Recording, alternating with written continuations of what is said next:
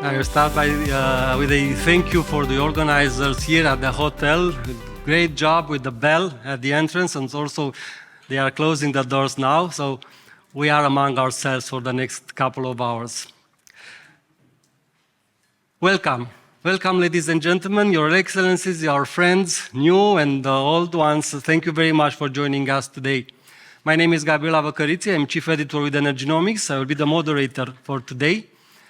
And it is my pleasure and my honor to host this second edition of Regional Approach Istanbul conference organized by Energynomics.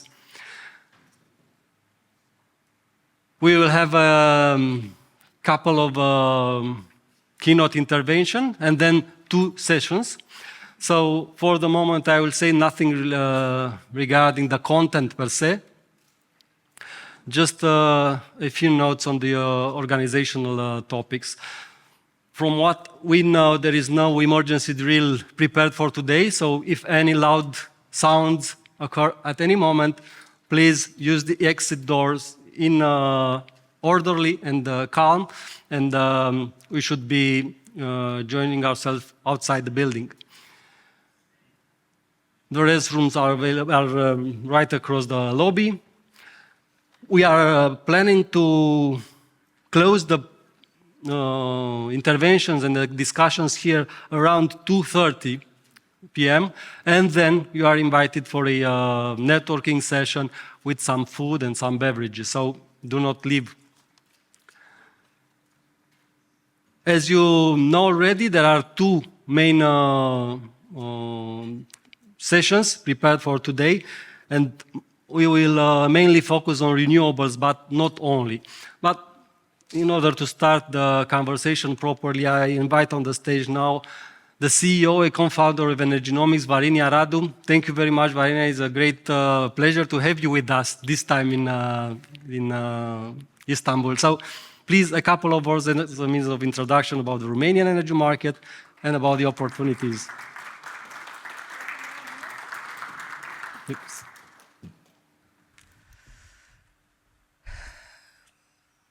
Good morning everyone, dear friends, distinguished guests, your excellencies.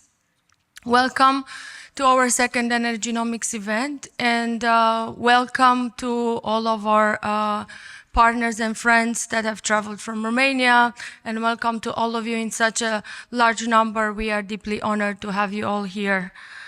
It is a pleasure to open this conference dedicated to strengthening energy investment between Turkey and Romania, 2 nations whose partnership is not only growing, but increasingly strategic in shaping the energy future of our region. Here in Istanbul, a city that has for centuries connected continents, cultures, and commerce, we gather today to build new bridges, this time in energy investments. Over the past decade, economic relationships between Turkey and Romania have deepened remarkably. Our bilateral trade has surpassed $10 billion, and Turkish investments in Romania have exceeded $8 billion, spanning thousands of companies and creating lasting economic value. These figures are not just statistics, they are a testament to mutual trust, resilience, and a shared vision for growth. Just as a number, I think statistically we have over 19,000 Turkish companies acting in Romania. But today we focus on a sector that stands at the heart of our future, the energy. Energy cooperation between our countries is no longer just transactional, it has become strategic. In a time marked by global uncertainty, supply challenges, and the urgent need for transition, Turkey and Romania are emerging as key partners to ensure energy security, diversification, and sustainability across our region. Romania, with its strong position within the European Union and vast renewables and Black Sea resources potential, offers significant opportunities. Turkey, with its dynamic private sector, technical expertise, and strategic geographic position, stands ready to contribute to both as an investor as well as a partner. We are already witnessing this momentum through concrete projects and leading companies. Some of them are here today, and you will hear in the panels from both Turkish investments already active and successful in Romania, as well as other Romanian or foreign investors who can witness the trends that we are going through right now. We also see expansion in, besides renewable, in interconnectors and a lot of trade, as well as natural gas towards the South Corridor, as well as energy storage, demonstrating the scale and diversity of engagement in the sector. This partnership carries a broader significance. By strengthening energy between the two countries, we contribute to the stability and diversification. And that's why today we are here for the second time with Energynomics. Also as a need to strengthen the collaboration, the discussion, discuss opportunities, and create lasting relationships. Let us use this moment to deepen the partnership and unlock new investments and shape the forward-looking agenda that benefits both our countries. I wish you all a productive and inspiring day, and thank you very much again. Thank you to all our partners who have made this event possible, and to all of you for your shared interest. Thank you. For opening the day. I'll take the opportunity now to say a couple of words about Energynomics. I checked with the list of confirmed participants for today. Last night it was 147, our team excluded from this list. And a rapid check showed me that about almost 30% of the confirmed participants were also in our event 2 years ago. So many of you probably just find out about Energynomics.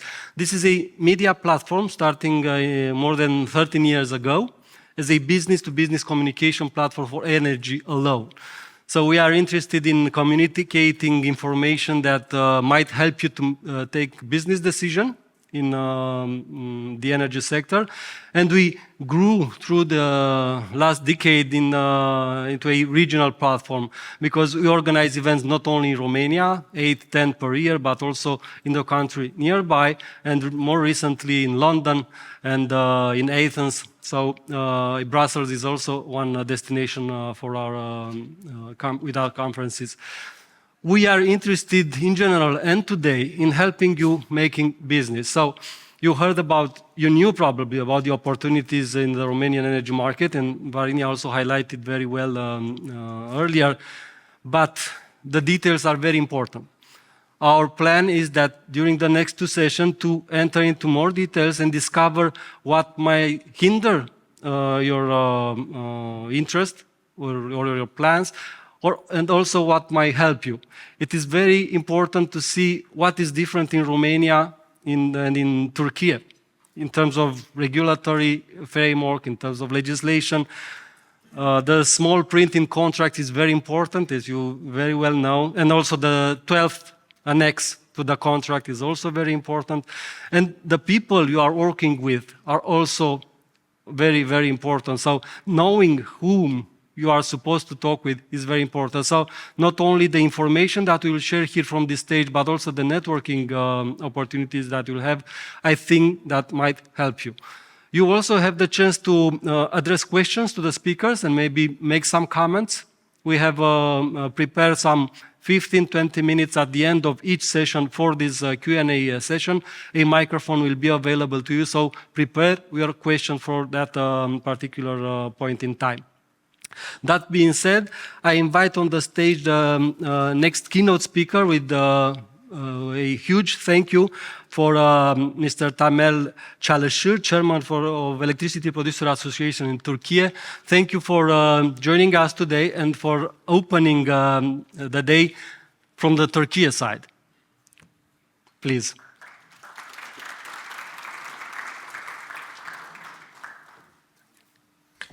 So, first of all, I need to mentioned our chairman today, I came here to represent my association and my chairman.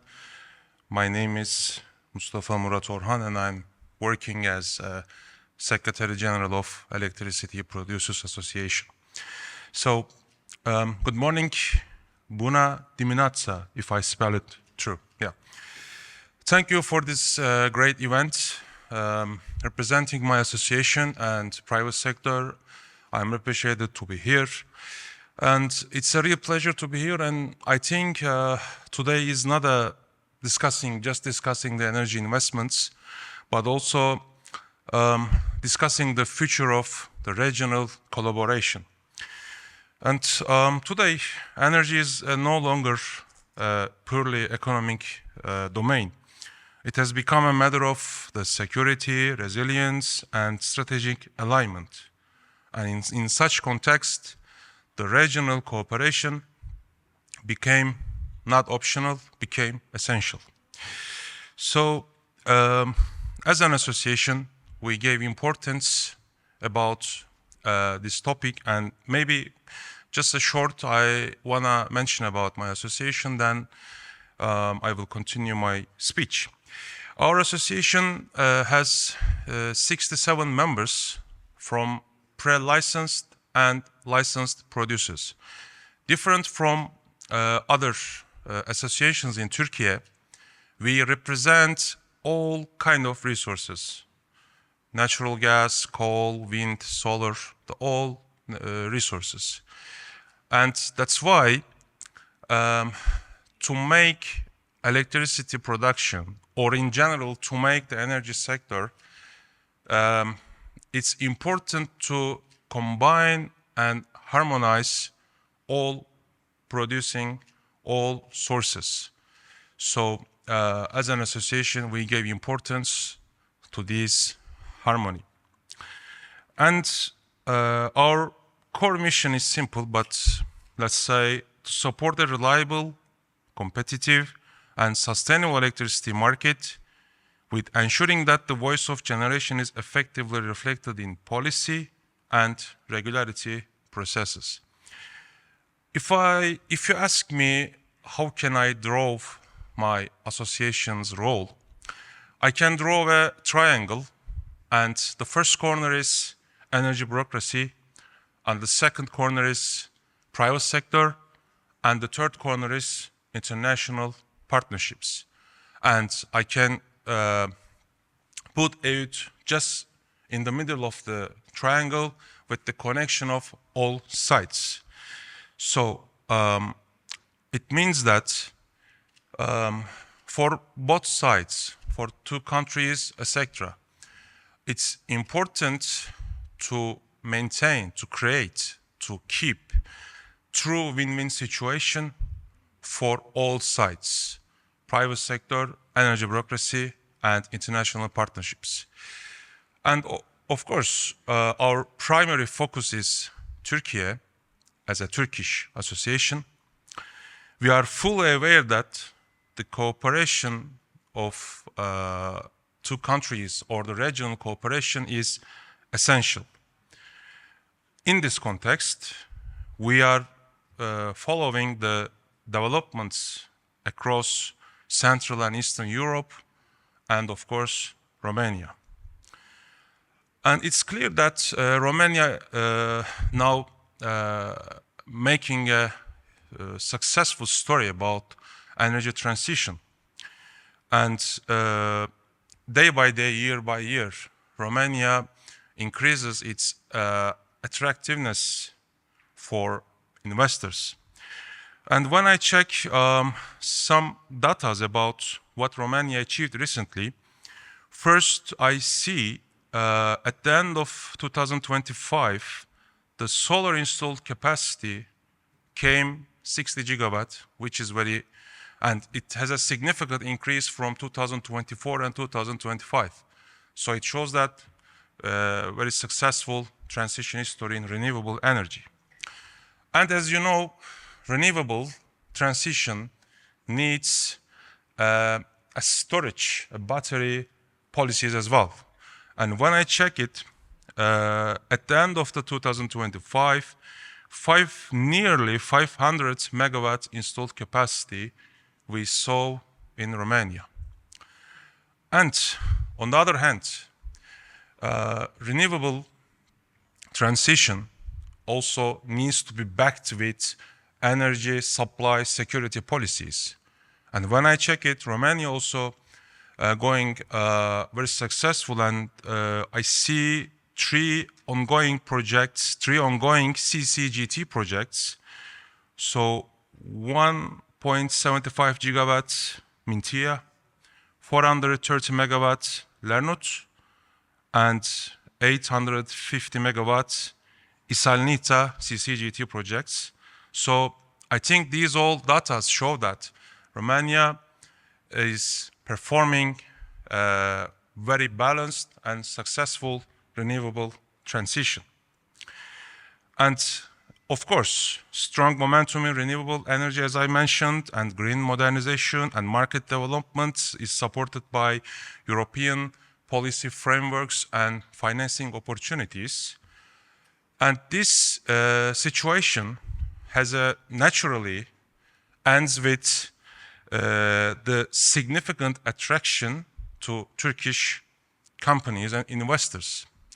For example, today they are also partner of this event, Entek Elektrik, which is our valuable member of the association. They have significant investments in there, and recent years, as we see, Turkey and Romania has very strong and continuous cooperation. As an association, we really want to enroll, support, and make this cooperation long-term. And as an association, finally, I'm finishing my words. As an association, we are really open to engage with Romanian companies, international investors, and technology providers, and who are looking for strong and reliable partners in Turkey and both sides. And we believe that if we want to build a resilient, sustainable, and efficient energy system for future for all countries, we need to act together across borders, across markets, and across disciplines. Mulțumesc. Thank you. I am looking forward to exchange our business cards, so I not mistake the names anymore in the position. Thank you. Thank you very much. We are ready for the first session. Maybe I will say a couple of words in continuation of the previous speaker's comments on the CCGT. These are the greatest projects, the largest. Iernut is almost done. Pintea is also in the final stage because most of the preparement is done and also the contracts and so on. They are in the late stage the construction. But there are also a handful of projects smaller in larger cities in Romania with focus on thermal energy for the population. And those might be of more interest to you for the future, for the near future. Our main focus during the session will be on this idea, investments in energy. But we will also tackle other topics like legislation, like technologies in storage and inverters, panels, and so on. So I'll now invite on the stage the speakers for the first session. Volkan Aktürk, Deputy General Manager, Strategy and Business Development with Entek, Elektrik. Mario Dalsarfati, CEO SolarToday Türkiye. Lăcrămioara Diaconu-Pințea, Country Manager OX2 Romania. Alex Pintea, CEO and co-founder 4P Renewables, also from Romania. And Sefa Keleş, Director of Software Engineer, PowerKonnekt. Thank you for accepting our invitation. Please join me on the stage. Take whichever seat you like. I will keep this one for myself. Thank you. Nice to see you, please. All the microphones are on, so you can just pick the one next to you. Thank you. We also have a controller for the slides when it is the case. As we agreed, we will start with a rather short initial intervention for each of you. 5 minutes, 7 minutes, 10 minutes at most, in order for you to introduce yourself and the organization for our audience today. And then hopefully you will have 15, 20 minutes of conversation. Thank you once again. And I will start with Volkan Bey. Please, a couple of words about why you choose to be in Romania, among other places, among other geographies around the world, and how do you see it at the moment? Thank you. Is it working? Okay. Thank you, Gabriel. And I want to thank you, Varinia and Energynomics family. This is an honor for us. And being a part of this event, it really makes us exciting as Volkan, Aktürk, and as Entek. Why Romania? Actually, answer for Entek is not that hard. As Koç Group company, Koç Group is the largest foreign investor in Romania, and we have a very strong local existence there. So this is going to be a big advantage for us. There are already existing companies from the Koç Group like Aktürk, Beko, Ford Romania. Right now, Otokar is also penetrating to the company there. So as being a renewable investment company, we have already natural off-takers there. So CFD, PPA, these are options for us, of course, but as plan B, we also have that kind of big consumers and the off-takers. This is number one. And the number two is the geographical proximity. And I want to give you an example. Last week, there was a religious holiday in Turkiye. I drove my hometown for 10 hours and I can drive to Bucharest like, I don't know, 7 or 8 hours. So the proximity really plays a big role also in our investment decision. And of course, the basic idea is the growth potential of Romania. We really believe it. And for the renewable projects, as the previous speaker mentioned, there is a huge demand there. Installed capacity is Romania is around 20 gigawatts, and the projects right now, project pipeline is the triple, like 60 gigawatts. So we know that there are lots of projects there, and there are also some problems there because of the number of the projects. But anyway, if you are persistent enough and after gaining some know-how in the market, you feel yourself comfortable to make the investment. So thank you again. Thank you. It was a short initial intervention. So one question from you. What you found, what you discovered in Romania, was what you expected or not really? Actually, we have found what we expected. We don't dream about too good to be true projects. And we know that we have seen it in Turkey, and you also have seen it before 10 years ago in the first wave of the renewables. If something is too good to be true, it's not going to be stay at there. And there are going to be some retrospective actions from the authorities, or the prices are going to cannibalize. We have seen it, and our first project there is a 205 megawatt solar project. And we didn't believe in the magic numbers like 100 euros per megawatt hour or 200 euros per megawatt hour, which we have seen in the COVID era, post-COVID era actually. We have foreseen the cannibalization effect there. So we made our plans accordingly. And, but there are always some surprises that we experience during the execution. We have just started the construction of our project there. And even if you think that you plan everything, there are always some surprise factors there, especially in the permitting parts. Actually, our project is ready to build, but even the most ready to build projects are not that ready to build. You are going to have some issues. There are going to be some notifications, some updates that you have to tackle with TSO. And because of the very, very high number of the projects, it's very understandable that the responses from the authorities may not be that quick. even if we do our best in that manner, there are some problems and delays we foresee in the market. And thanks to authorities, they really tend to take some actions there. They try to clean up the mess. They try to just focus on the real investors there. But the time is going to show. And this was the planning part. This was the permitting part. And right now, you all know, in the last months, we are still experiencing, unfortunately, a war in Iran.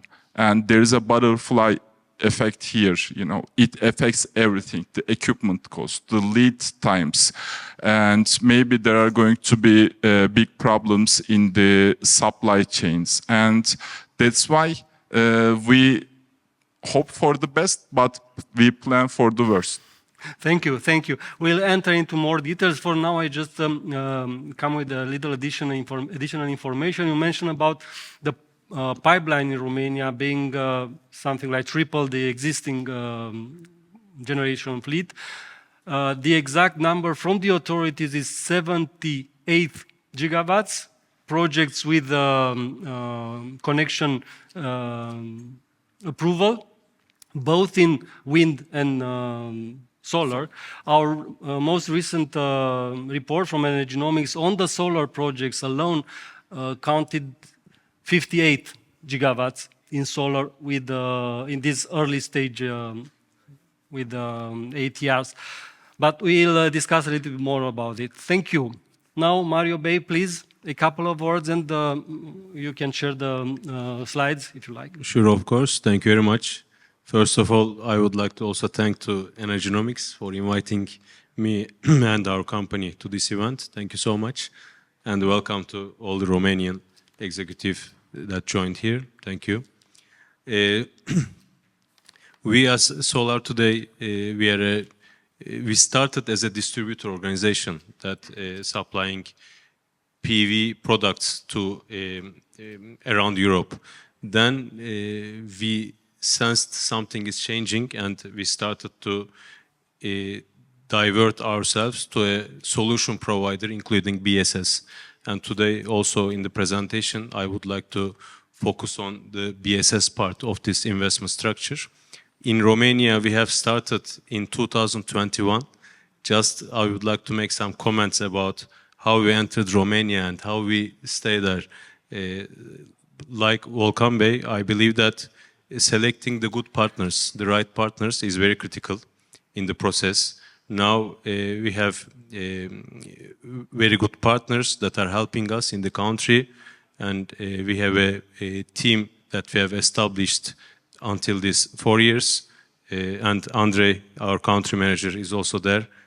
Thank you for his joining here. And in Romania, we feel ourselves at home. So we are very glad that we have invested in the country and founded our organization, and we see a bright future also. So focusing on the BSS side, there are 3 different type of investment opportunities in Romania. One is the PV plus BSS, one is wind plus BSS hybrid system, and also standalone BSS. So why we are focusing too much on BSS is because the PV plants only by itself from now on seems like a pricing mechanism issue, because without having the BSS, the average figures cannot satisfy the feasibilities. So for mid and long term, we see that better system integrations will be very essential in the Romanian market, likewise in globally. And also why now? There is a 18 to 24 months angle, first mover advantage in the battery investments, because the difference between the price of the midday and the night, now it is considerable margin, and this may start to decrease after many BSS investments will be installed and commissioned. So being fast will be crucial point here. Regulations are near to be very clear, so of course there are some issues to be clarified, but it's been pretty forward. CapEx is important. Last year, I believe it was the lowest range in terms of CapEx for the BSS systems, starting from the last 3 months with China's rebate regulation changes. We believe that, and we see that the prices are going up, and also the manufacturers started to produce in an accelerated way, and they started to get large amounts of orders. So the pricings will not be in these levels from now on. That's why it's another critical effect as far as we see. So the revenue streams that can be benefited from in the Romanian market is one of the most critical, arbitrage.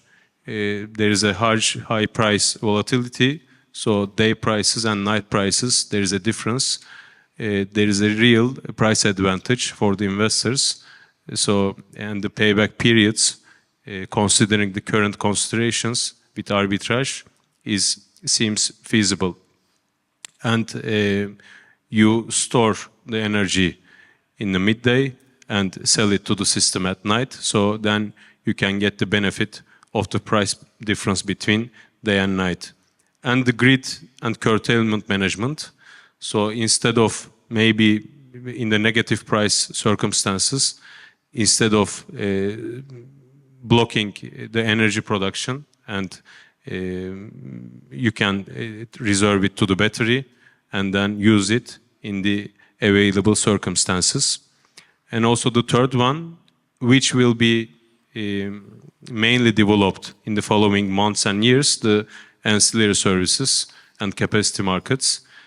In this case, the gain potential will be higher, most probably, but a very critical issue is technically the system should be applicable to provide frequency regulation helps to the system. So here the storage system, PCS, energy management system, the EMS will be very critical for gaining the maximum value from the investment. Our organization, we started in Romania in 2021. We are, the Romania focus team consists of 11 people, fully focused on sales, after sales, support, and the process management of these PV modules and battery storage systems. Till now, starting from 2021, we supplied more than 1 gigawatt of PV products to the market, like modules, inverters, and all equipments. And now, as well as PVs, we have started to supply fully integrated BSS solutions consisting of the storage systems, PCS, MV part, and also the energy management system, which is very crucial in the full scope project. There are 4 critical aspects that we mention about. One is the product selection and technology alignment. Here we work with the global leaders of the market in terms of all the segmented products, and we feel confident working with them. One of them is CATL, and one of them is Jinko ESS in the storage side, and also Power Electronics and Sinexel in the PCS side. We do each project, we do specific design, specific case, and work on that project separately. So engineering and design, procurement to commissioning, we manage all the aspects only without the installation part. And what is also very critical is service and maintenance in the BSS systems, not like PV, maybe more look-alike the wind systems. The maintenance is very critical. Also is affected for the warranty side, because as long as you manage the maintenance well, and as long as you track the battery systems in the best way through software solutions, then you will be able to go to the manufacturer and say that, yes, this is our fact, so there is a problem with the product. So having that sources, having that data in the future will be very critical for the BSS systems. In 2026, we have a forecast to install 400 megawatt hours battery systems in Romania for different type of many different customers. Some of them are Romanian investors, some of them are Turkish investors. So we will be fully present in the market this year. We have an ecosystem with global technology partners, strong logistics capabilities, and we distribute and supply all the product with zero VAT mechanism that is managed throughout Europe. So this creates an advantage for the investors. Otherwise, you need to pay the VAT first and then take it back. This is a solution that we supply through our Europe organization. One of our main partners, Jinko ESS, being the largest global PV producer in the world, they invested in BSS systems 4 years ago and gained momentum very fast, and now fully integrated with production of cells, integration of the container, and with the full solution. They are now very present and powerful in the European markets. Just like a couple of examples, we did the Jinko's first project in Europe together in Hungary in 2024, together with SolarToday and Jinko. It was a case project that we made together. And this year, the Athens airport in Greece, 120 megawatt hours. It was the largest airport that is supplied by full renewable battery plus PV systems. It was managed by Jinko Systems. And 3 more minutes, please. Sure, of course. The very critical part, the EMS, Energy Management System, which also Sefa Bey will be also briefly explaining about it. It's our partner, and we integrate it through our solutions. I'm skipping this.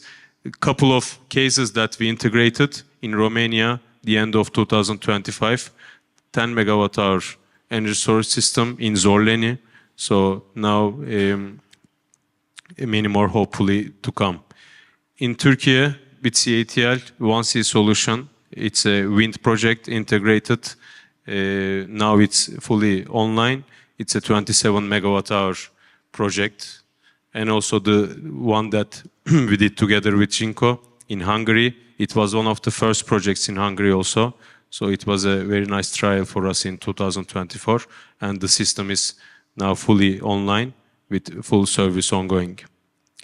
Just a very small sentence about the commercial and industrial part. So there will be a huge market on that as far as we believe globally. And Romania also will be a very critical part of it. So every industry, every producer, the ones that mainly has PV on their rooftops, now started to integrate BSS systems to their generation parts. So we supply fully integrated solutions to the commercial and industrial electricity consumers. Thank you so much. Thank you, and congratulations for your portfolio in Romania. I didn't know that you overpassed the 1 gigawatt level. It is interesting because beside our magazine that a few copies are available here, we just launched it 1 week ago in Bucharest. We are working for the next month on a sort of a catalog. I don't know exactly if it will be print or only online, with under the name 1 Gigawatt Club in Romania, where we'll try to present each company with a portfolio above this number. So congrats and good luck. We will come back with some comments. I will now move to Lăcrămioara Diaconu-Pințea, Country Manager OX2 Romania. And I will start by what they say. All renewable projects are not created and developed equal. There are many in Romania for sale, and there are many buyers interested in taking a share of them, but they are not all that good, all of them. In your portfolio, you have some very good projects, This is proved by the fact that you already attracted very solid investment. Tell us a couple of words about your projects. Thank you. Thank you, Gabriel, and good morning, everyone. I'm really privileged to be here today in Istanbul and talk about the country, talk about my company, Ox2, and of course engage with you after this presentation. So Ox2, the name comes from oxygen, in case you're wondering. It's a company that was established in Sweden back 22 years ago. It was an entrepreneurial company, starting with 2-3 founders, with a clear vision to go into renewable. Obviously, Sweden and the Nordics was the place to start and then really be an early mover. And it grew from Sweden to Finland, then to Poland, France, and many other jurisdictions, came even to Australia, and in 2021 also to Romania. So we are 5 years since we're happily investing in Romania. And at the same time, in 2021, the company got listed in Nasdaq, the Stockholm Stock Exchange. Something happened in 2024 when EQT, which is one of the largest private equity funds in the world, assets about $350 billion, got attracted by the idea of holding in a huge portfolio that they have, the Ox2. So they went on offering the founders a good deal, plus the investors part of the free float on the stock exchange. So in a transaction worth 1.4 billion euros, Ox2 became part of this huge conglomerate. Not only that, but there was also a change in the strategy.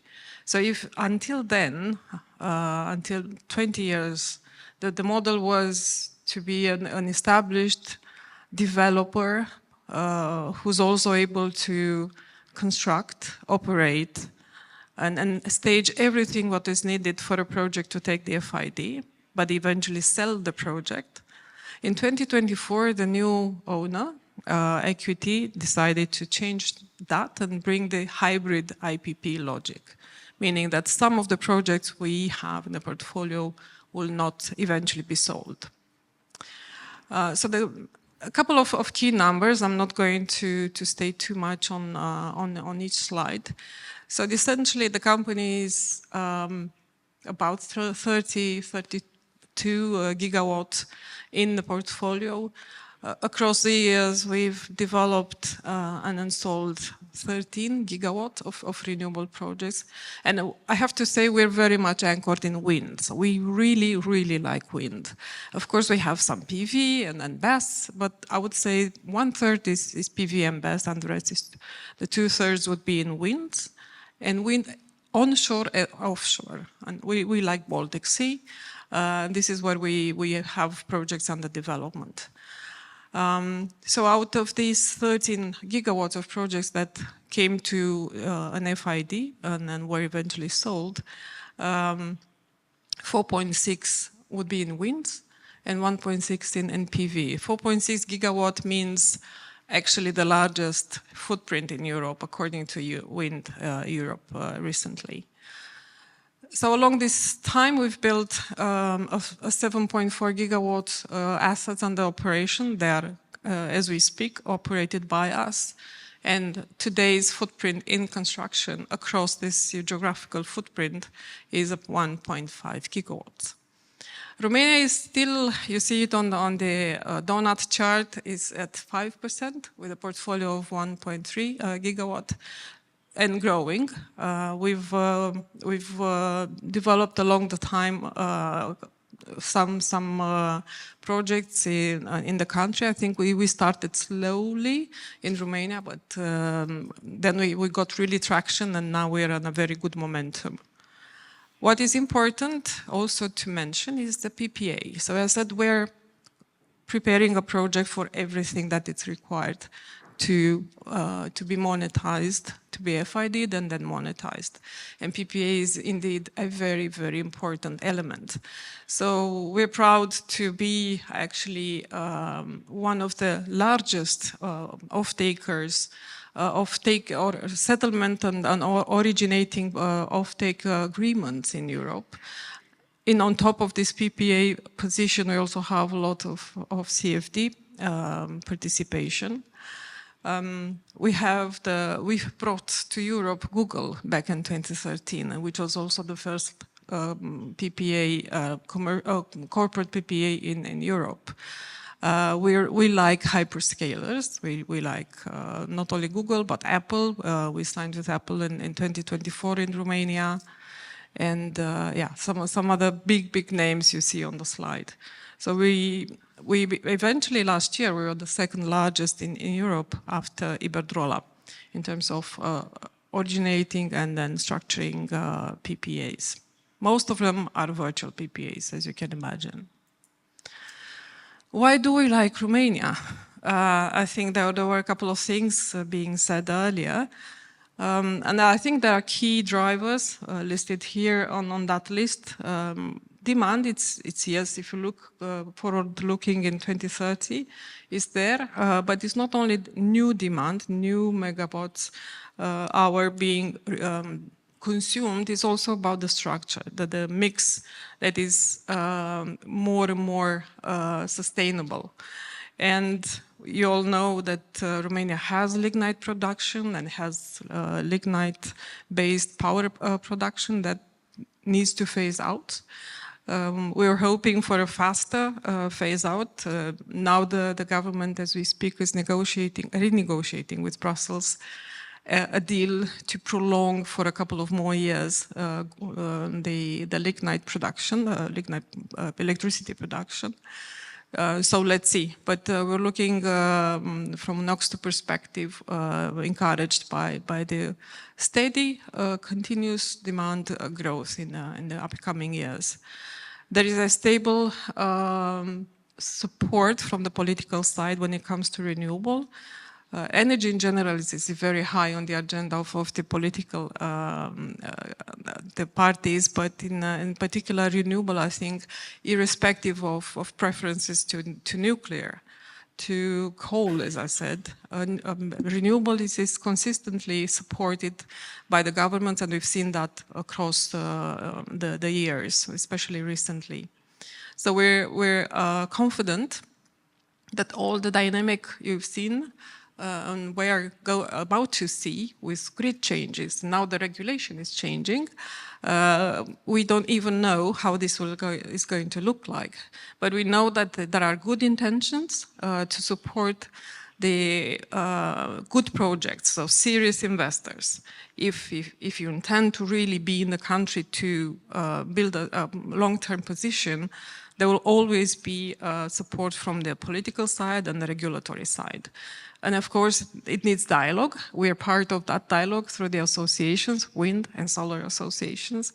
But we are confident when we look to the future of the renewable energy in Romania. We see now a build-out of consistent build-out of 300 megawatts on onshore wind going forward. So it's a run rate. Maybe this year we'll see a bit more.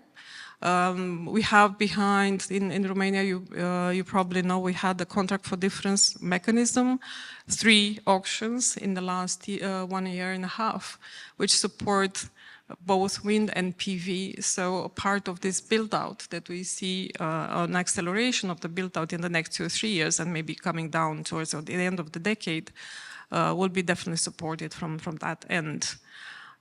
We see competition. There are a couple of big players, utilities, as well as investment funds.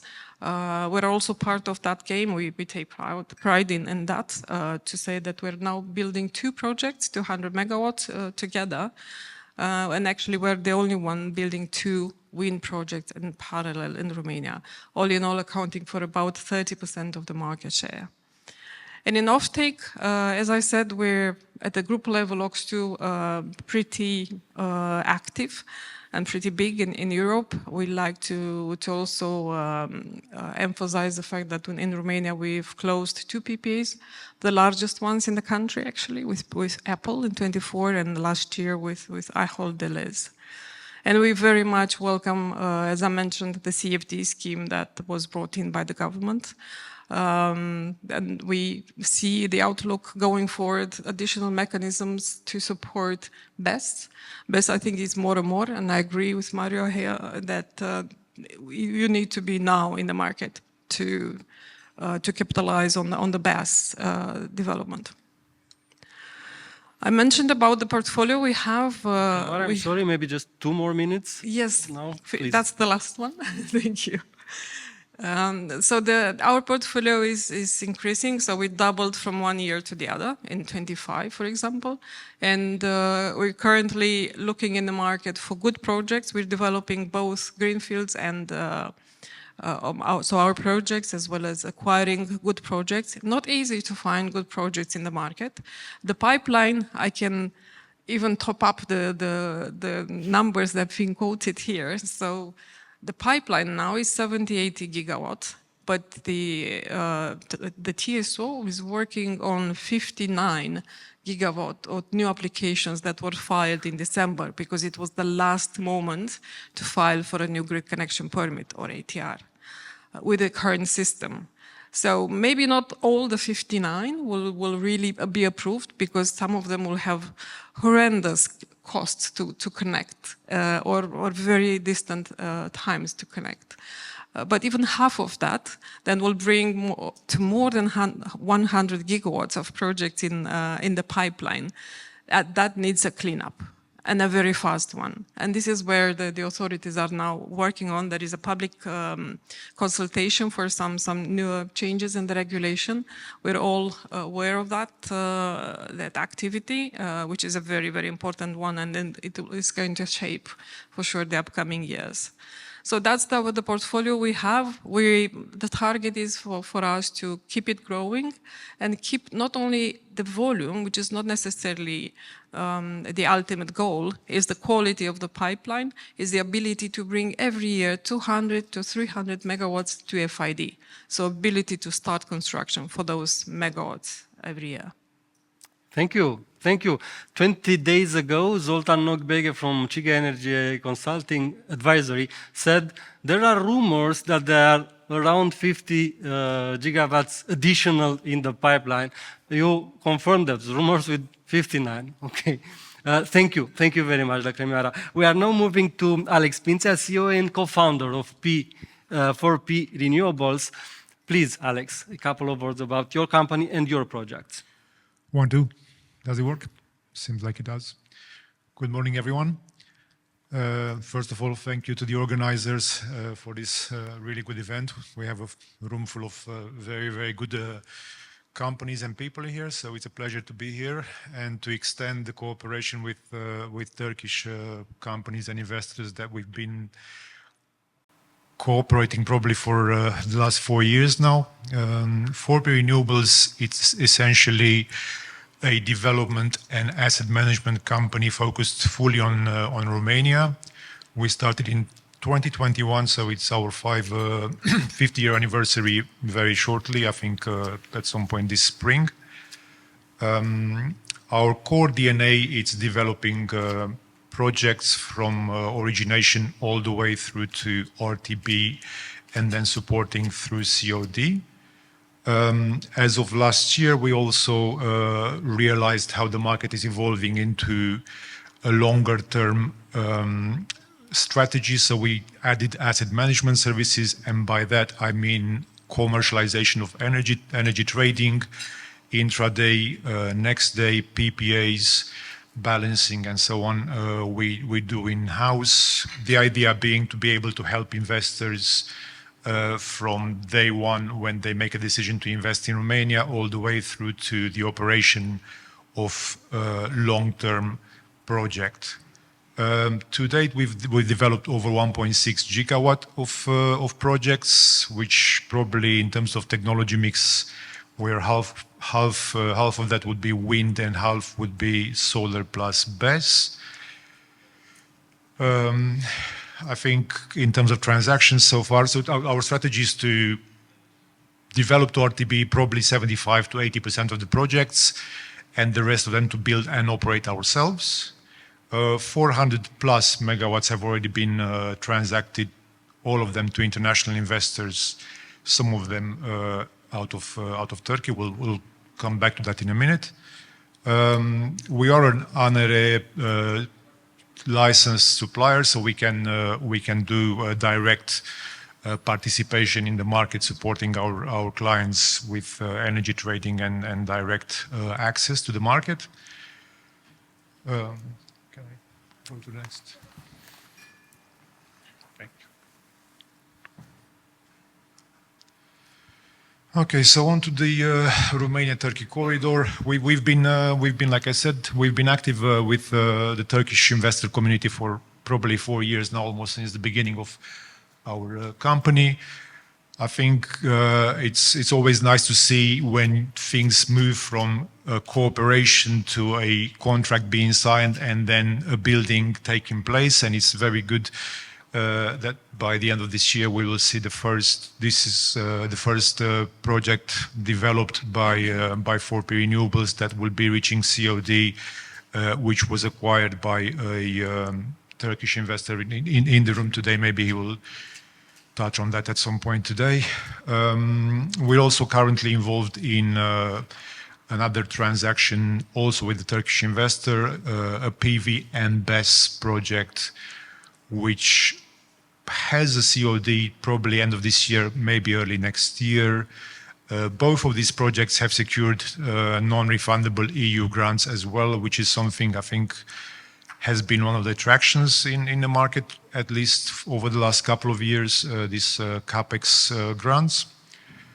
And last on this topic of the corridor, we also do have a full-time presence in Istanbul. We have a colleague here in the room today, Pinar, who probably some of you have already interacted with, and she's been helping us for over a year to communicate closer and cooperate closer with the Turkish investors we have a close relationship with already.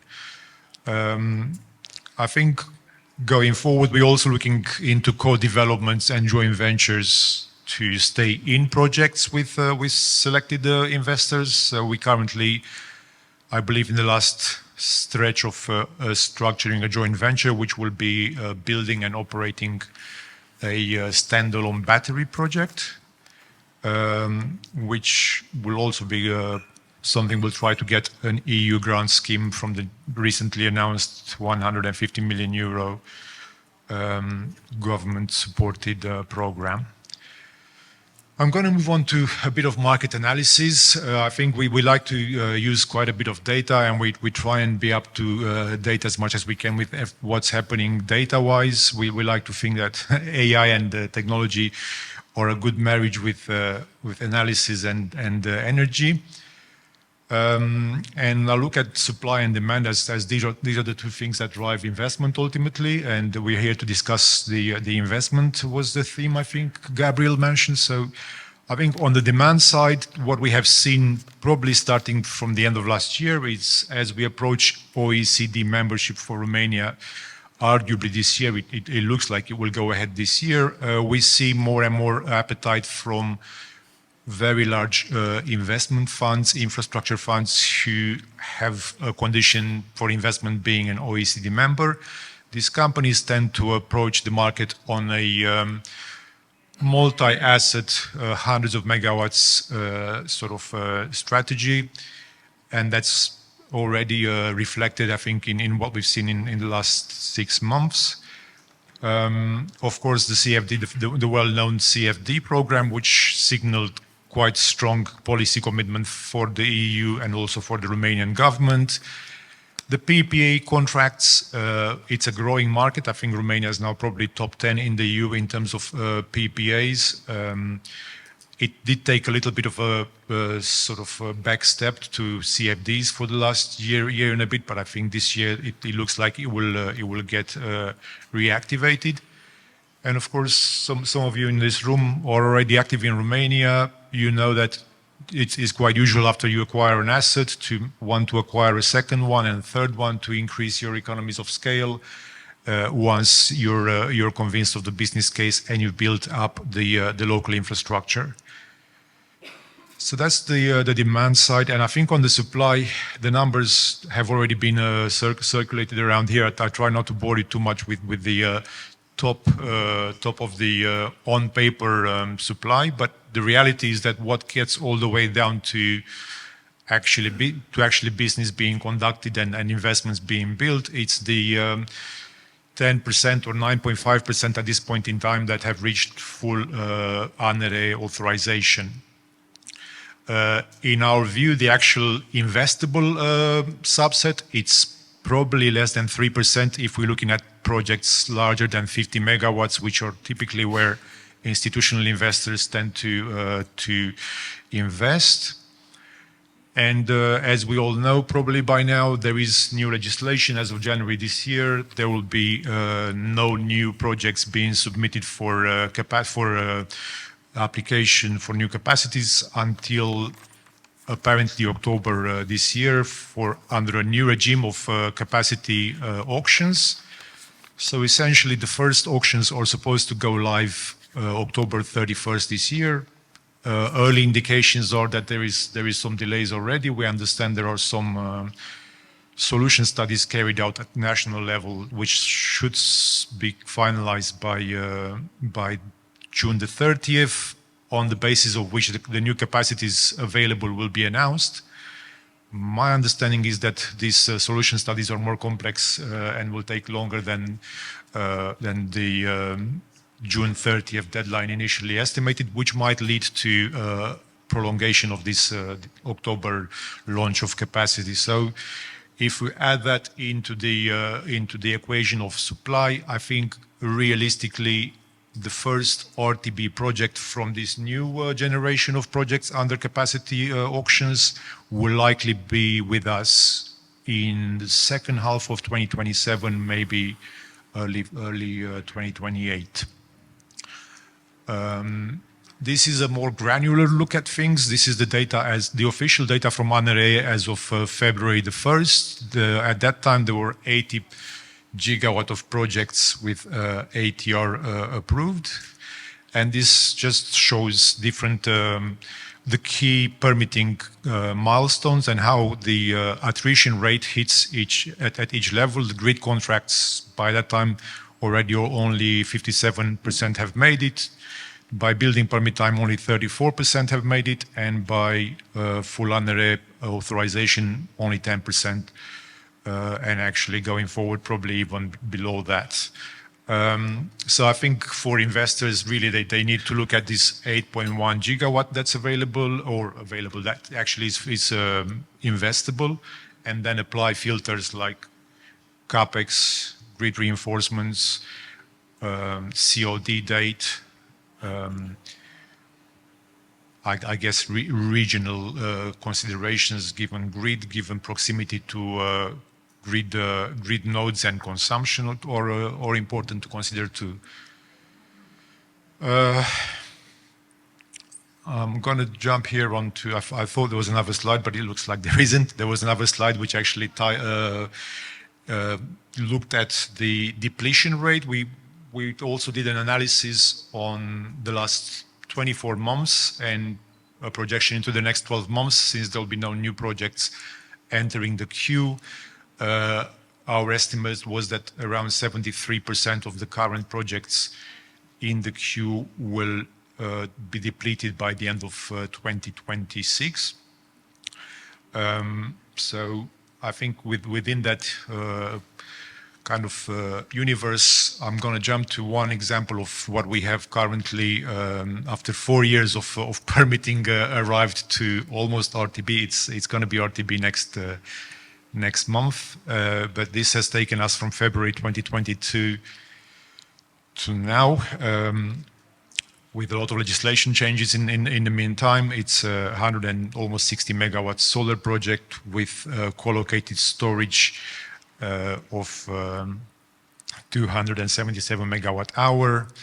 Again, I think one of the key things that we're looking at, it's the grid connection cost. I think this is probably the differentiated factor in the market right now. The grid is very congested, as we all know, so probably because we started this in 2022, we have secured a project with a tariff that's around 7,000 euros per megawatt peak, which I think is 10 to 20 times less than what is the current observed values in the market. There were no reinforcements with the project. It's 4.4 kilometers away from an existing 220 kV substation, close to a major grid node and large city, so it has a good local offtake possibility. And of course, through our asset management, we can provide the intraday optimization, imbalance, cost mitigation, negative price protection, and all the usual things a trader and asset manager does. We do have a colleague here in room, Razvan, who's our commercial manager. If you have questions about trading and balancing and PPAs, he's the person to speak to, one of the most experienced, I think, in the Romanian market at the moment for energy trading.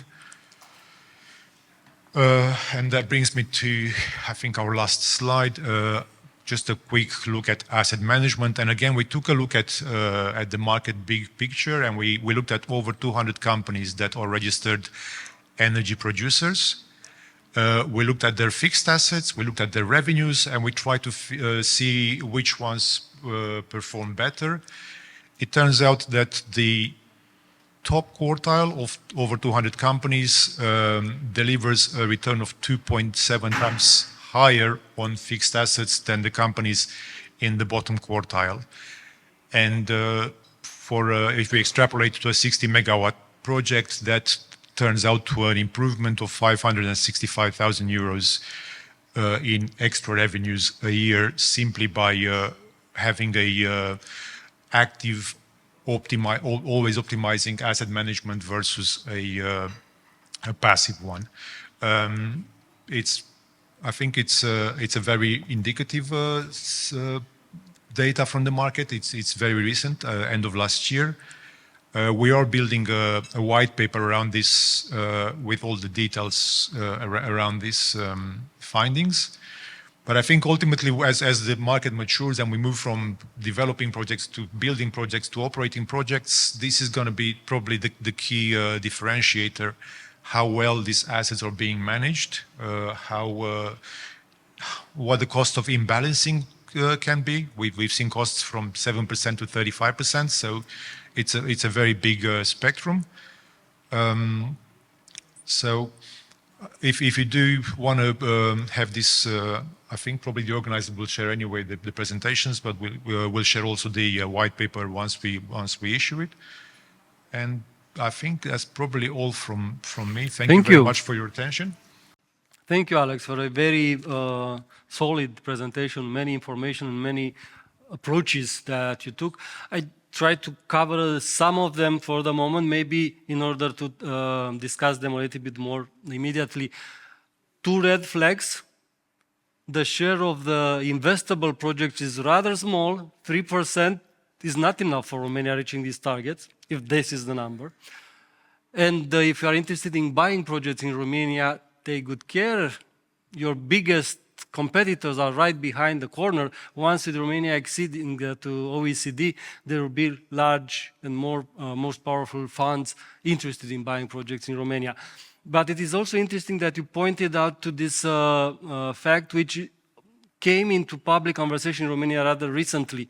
Having all the permits obtained doesn't make the project a successful one. It very much depends on thinking about the operation and maintenance part and securing the revenues flow during the next period of time. So also is a good part in Alex's presentation.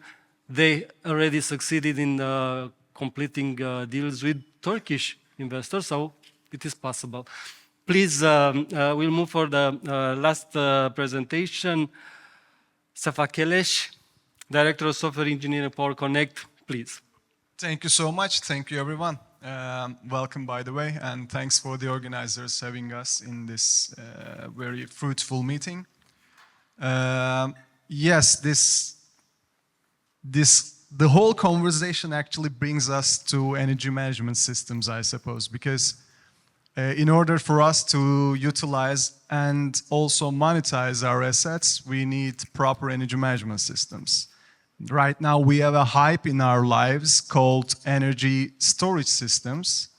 We all want to have them. We all want to install them in our facilities, in our power plants. And we're going to do it in short term or in mid term or in long term. But in order for us to, again, utilize and monetize those assets properly, we need energy management systems. Up until now, we had SCADA systems in our facilities and plants, so we all know what a SCADA system is. And we've been using those systems for over several decades, actually. And now we entered a new era, actually, with the inclusion of energy storage systems in our facilities. And this new era is energy management systems era, actually, because energy management systems are very different from SCADA systems. We have to understand this first, because still, after 5 years of talking about energy management system for myself, I'm seeing some companies still don't understand the necessity and the importance of energy management systems. Some people still confuse them with SCADA systems, and we have to understand this in the beginning. Energy management systems are not SCADA systems. Energy management systems are capable of doing what a SCADA system can do. So let's say 25 or 30% of an energy management system is the SCADA system, but the remaining 70% is something else. With the inclusion of energy storage systems through our assets, there comes some requirements which we cannot fulfill by using SCADA systems. For example, with the energy management system, with this new era, we are talking about big data, for instance. First of all, as you already know, the energy storage assets are composed of battery cells, and we are talking about thousands or even tens of thousands of cells in single energy storage systems, composing of multiple containers, of course. And energy management system has to collect voltages and temperatures from these cells at every second, if possible, so that you can, if something goes wrong, you can claim your rights through the warranties that are delivered to you by the battery manufacturers. Which means your energy management system must collect all the cell level data and store them in long term so that you can feel safe through the warranty that you had from the manufacturers. This is the first aspect, for example. And you cannot do this by using SCADA systems, so that you need an energy management system for that. And besides of that, of course, the energy storage systems are not cheap, as we already know. Since the prices are dropping, still it's costing a lot of money to all the investors, and you have to, of course, all of us wants to take our money back, if possible, as fast as possible. In order to do that, we need energy management systems again, because usual SCADA systems cannot trade on itself. And energy management systems can, actually. So a proper energy management system can trade automatically your assets on your behalf, so that you can maximize the profit that you have at the end of the day by using intraday prices, day-ahead prices, ancillary services prices. Energy management systems can decide which is the proper way of selling or buying energy, and they're doing that at the proper time, of course. And they are doing this 24/7 automatically on your behalf, so that you can just watch your facilities or power plants gain revenue on your behalf. So the other aspect of the energy management system that is important and different from SCADA systems is, I guess, being able to communicate with all the IT systems, all the third-party IT systems that you're going to need or you're going to have, so that they can use that data on your behalf to trade on your systems, on your assets effectively. This is the second aspect of the energy storage system, energy management systems, actually. And with the inclusion of energy storage systems again, there comes another feature to our lives, which we call virtual power plant, for instance. So most of the investors have multiple assets in different cities, even in different countries. We are talking about Romania in this meeting, but I'm sure most of the investors have some other investments in some other countries in Europe or even somewhere else. And we have to, it's not an option actually, we have to be able to visualize all our assets, and we have to know how much power is being generated, how much power is being stored, how much power is being discharged from the batteries from a single location. And if possible, we want to utilize those assets all at once so that we can maximize our profit. And in order to do that, again, we need an energy management system so that we can make virtual power plant applications or maybe aggregation applications even. I think the third most important feature of an energy management system is that it can be operated on the cloud as well, so that it can used to operate multiple assets all at once from a single location. That's also very important in today's world. So again, with this new era, we're talking about OT and IT systems coming together and forming a new system, which we didn't have up until now, but now we have it, so that we can solve our new problems with the addition of energy storage systems, with the increase in the number of renewable assets that we have. As we already know, with the increase of the renewable assets, our grids are now different than what they were 20 years ago. So with this, in this new world, I guess, we need very complex, very powerful energy management systems,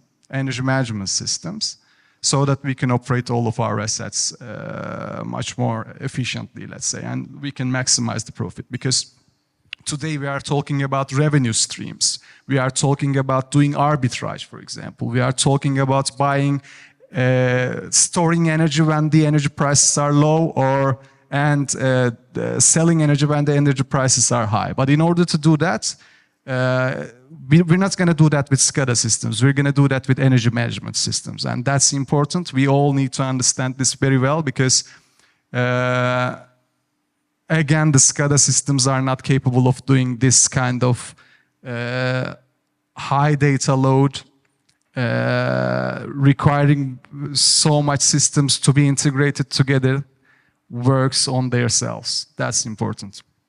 So in order for us to be able to fulfill all of these requirements that we need for streaming revenues, we need energy management systems. That's important.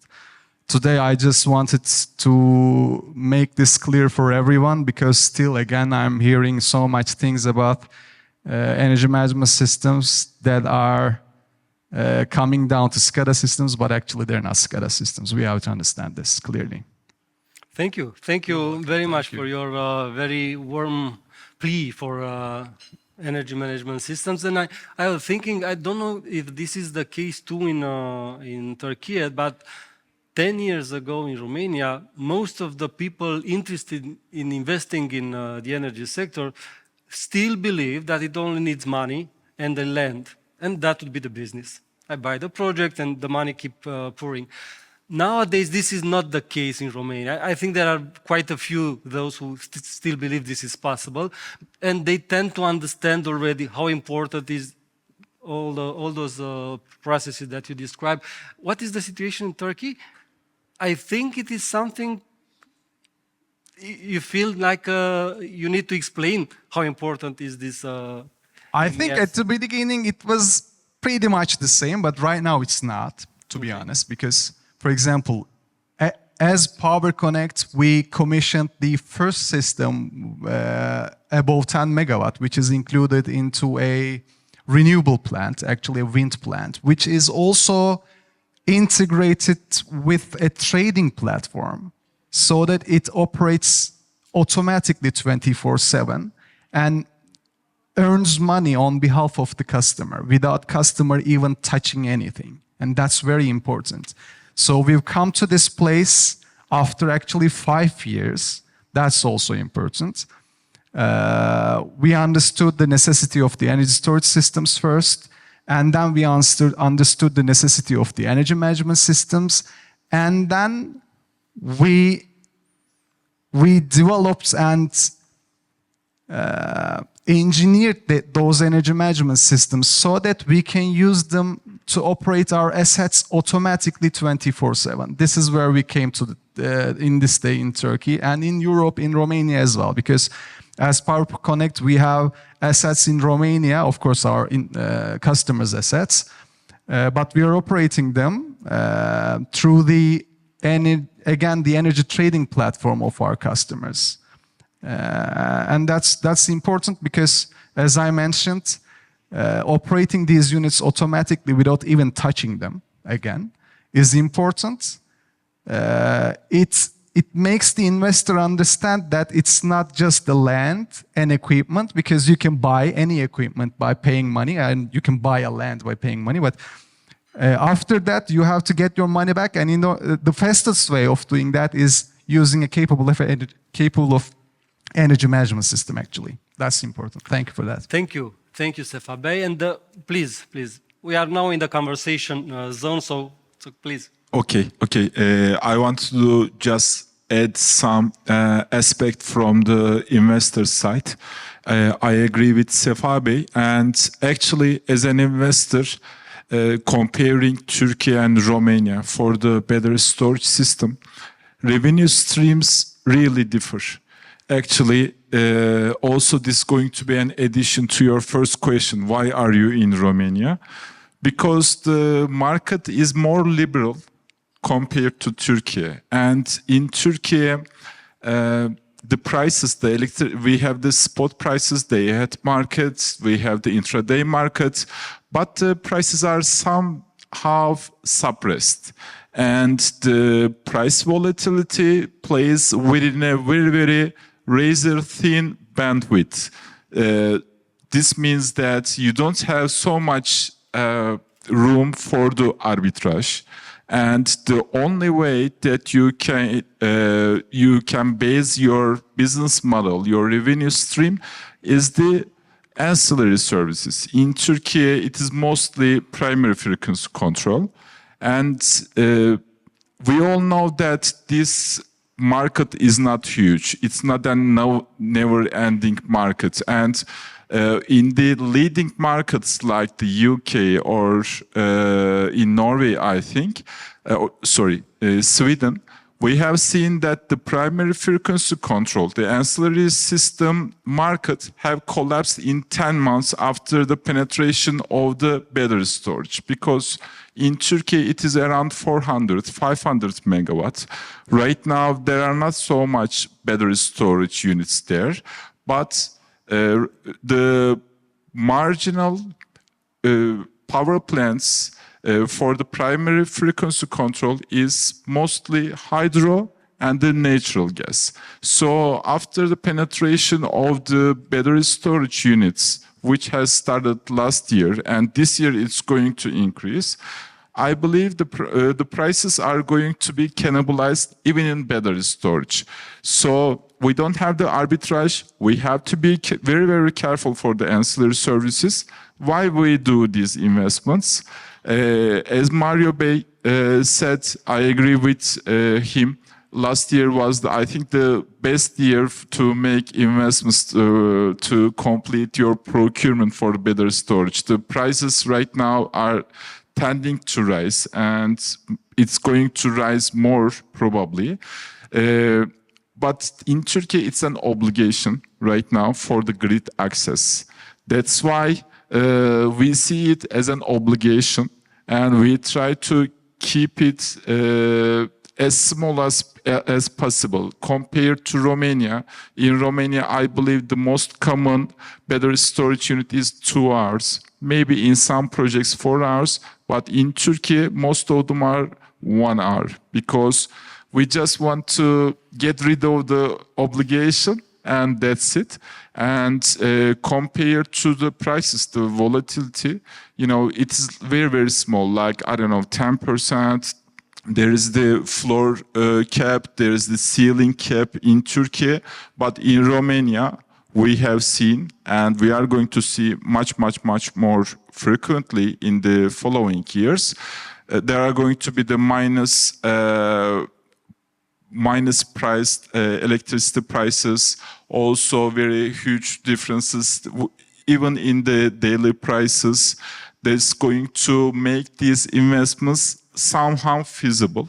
But at the end of the day, they are going to be normalized as everything in the world. Thank you. Thank you very much for this comparative image that you provided us to.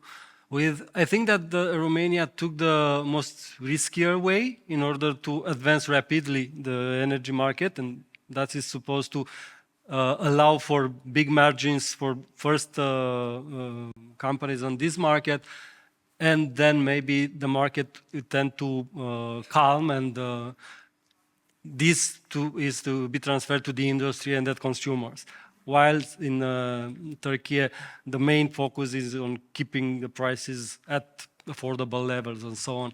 So there are different approaches. We are officially in the dialogue area, so if any question or comments, just raise your hand and I will make sure that the microphone reaches to you.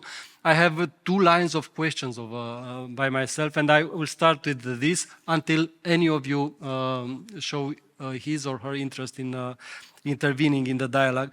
And I will ask you, all of you, to rumble around a little bit the 3 forms of milestones that we have for the Romanian market, renewable market this year. First of them is the milestone coming from the TSO, Transelectrica promised, and Alex mentioned a little bit about this, with the delay in the new capacity action format and so on. So I don't think if it's much to say on this topic at the moment. But we also have this milestone and the deadline, in fact, that we knew for many years, and that is the summer of 2026, when many of the projects financed through the recovery and resilience plan will have to be completed. I don't know if any of you has already projects in this situation, but however, as you know about the market, is this something important for us to know? What will happen this August, let's say? We should expect projects not to be finalized in time, maybe stranded assets. I don't know what might happen if we are not moving fast enough to meet this deadline. And then we'll move to the 3rd milestone. But first on the resilience fund and the projects financed through this mechanism, how do you see them going?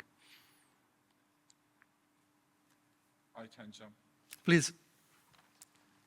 Actually, I was expecting from Lăcrămioara to say something. Actually, not the resilience, but another form of resilience modernization fund. In our first project, and the only project for now at least, we had also applied for the modernization fund. Actually, the former developer has applied for the modernization fund, and we were waiting for the announcement if we are awarded or not. So until it is announced, you have to do everything for the projects compliant with the standards and the procedures. And before jumping into these projects, we were thinking that we can handle it, no worries. Yes, we really handled it, but it took really, really long time. Every procedures, you have to announce it in the local newspapers. If there is an objection from any tenderies, you have to wait for them. You have to give the answers. And compared to Koç has really long procedures, unfortunately. But if you also put the modernization fund and the resilience fund standards, it makes them really, really prolong procedures, unfortunately. And the problem here is that I don't believe so much projects are going to accomplish 26 deadline.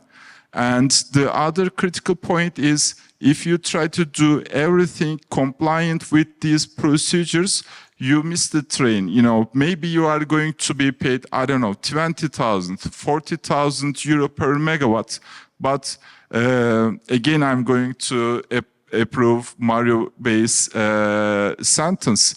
After the cancellation of the rebate taxes for the modules, please correct me if I am wrong, but just the module prices have risen 50%.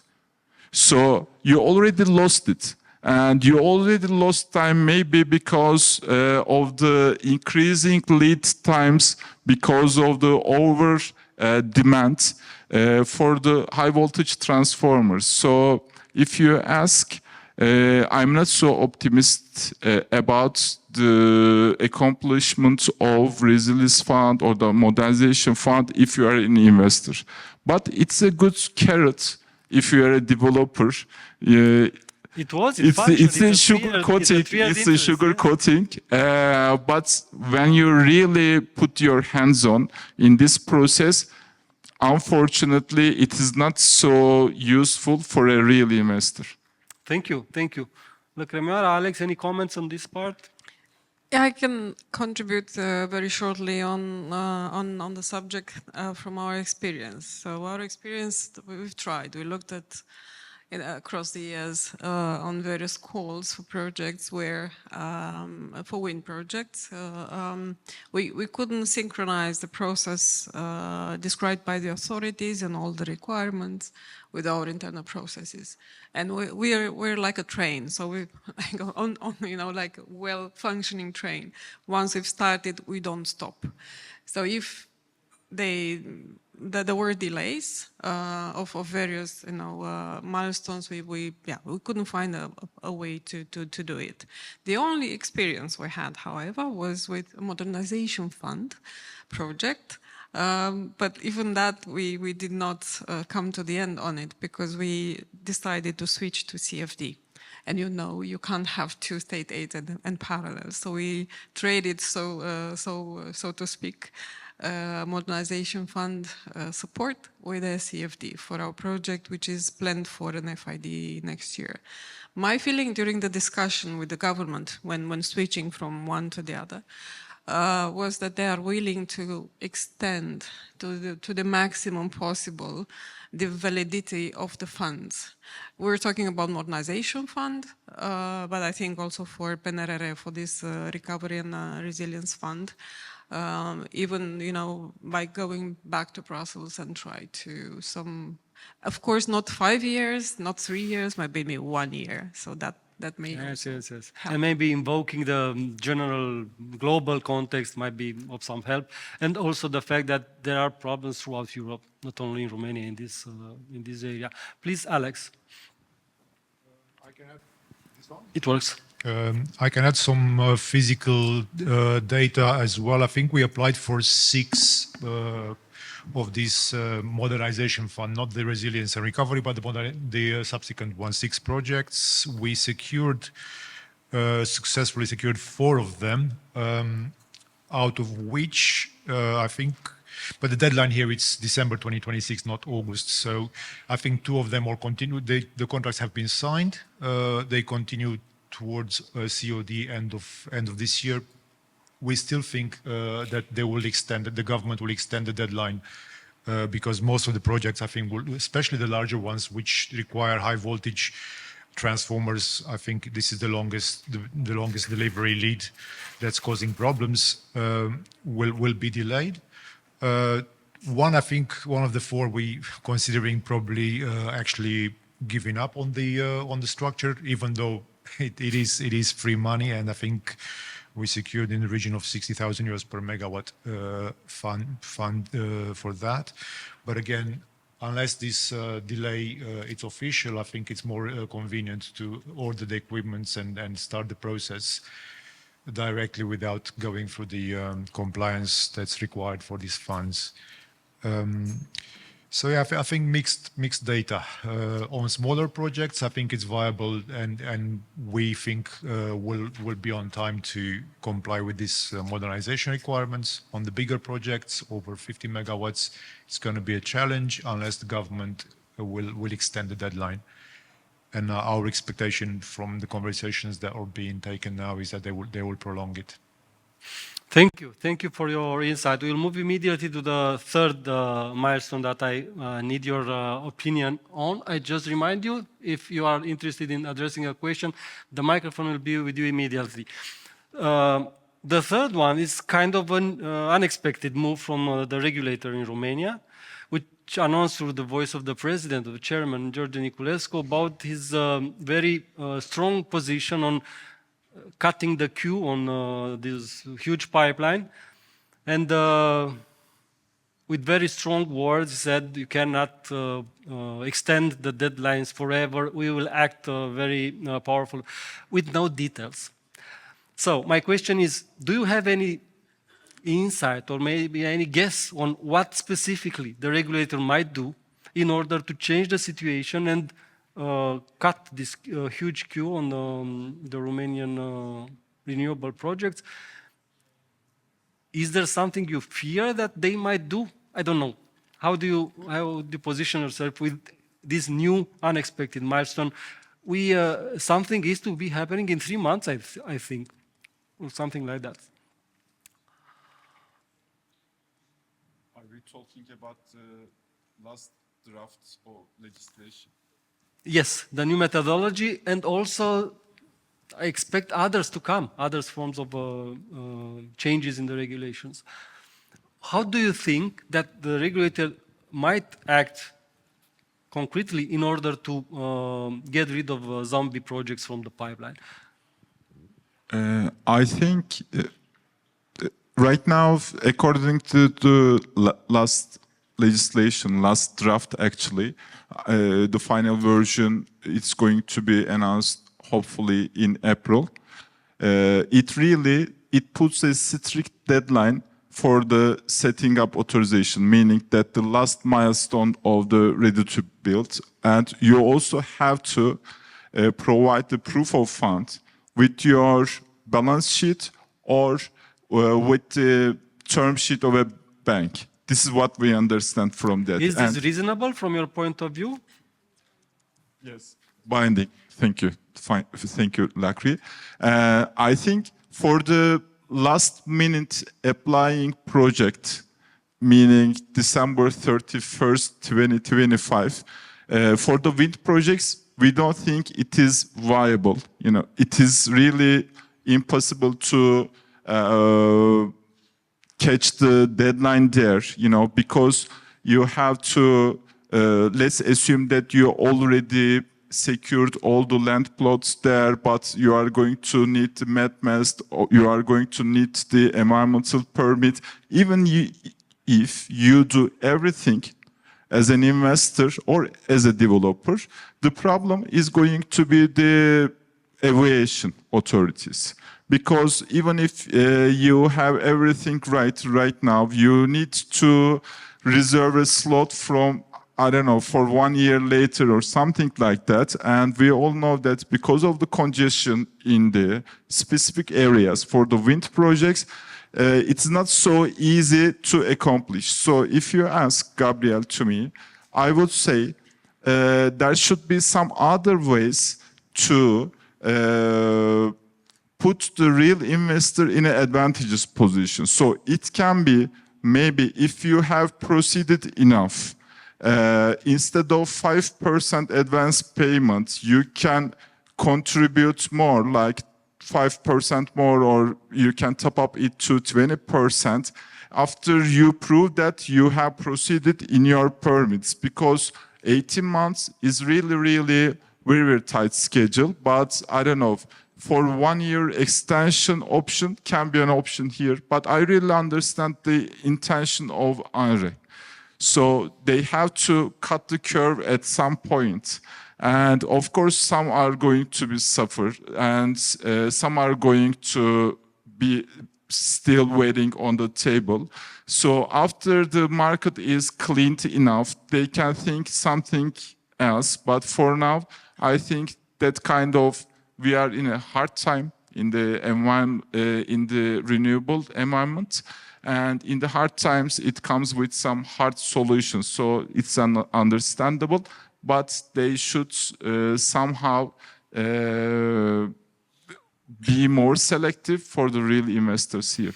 Thank you. Everybody wants the cleanup, but everybody says this is not me who is supposed to be cut off the list. So this is my question and my fear, in fact. I do not see exactly how this is going to happen and whether some good companies and good projects will be left outside.